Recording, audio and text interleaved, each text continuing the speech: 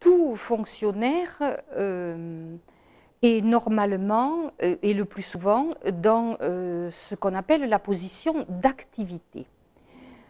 Mais en dehors de cette position d'activité, il existe une série de positions qui sont très codifiées, très diverses, qui ne sont pas des positions de non-activité, sauf dans le cas de la disponibilité, mais qui sont des positions d'exercice des fonctions dans des conditions différentes du cadre normal. La première que l'on rencontre, c'est la position de détachement. Je ne vais pas vous énumérer toutes les cas de détachement possibles, ils sont extrêmement nombreux.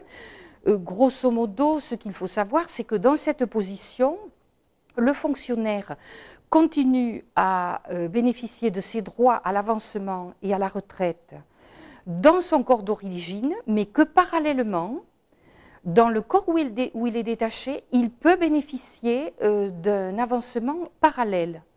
Alors les détachements sont divers et variés. Ça peut être pour exercer dans une organisation internationale, pour exercer un mandat syndical ou électif, pour exercer dans une autre administration.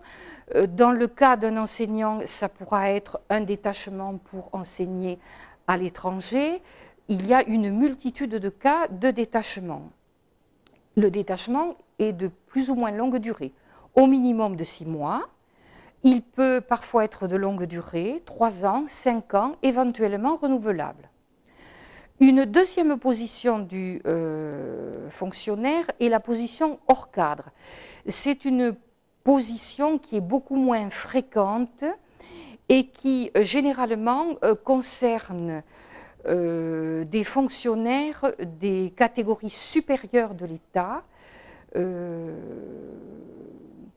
On la rencontre par exemple dans le cas de préfets qui sont nommés hors cadre. C'est une position dans laquelle on perd ses droits à l'avancement et à la retraite et où l'on peut être en fonction dans une administration ou dans une entreprise ou dans un organisme international et dans un emploi qui effectivement ne conduit pas à pension. Dernières positions qui sont fréquentes pour les fonctionnaires, qui sont les positions de disponibilité. Donc disponibilité, ça veut dire que le fonctionnaire a toujours la qualité de fonctionnaire, mais qu'il n'exerce plus sa fonction. Alors il peut y avoir les disponibilités d'office, qui sont des disponibilités parce que, par exemple, le fonctionnaire a épuisé des droits à congé de longue durée à l'issue d'une maladie grave et que la seule solution, c'est de le mettre en disponibilité d'office. Ça peut être la disponibilité sur demande et sous réserve des nécessités de service, par exemple, interrompre son activité pour poursuivre des études, pour créer une entreprise. Ça peut être enfin une disponibilité qui est de droit et qui est très codifiée.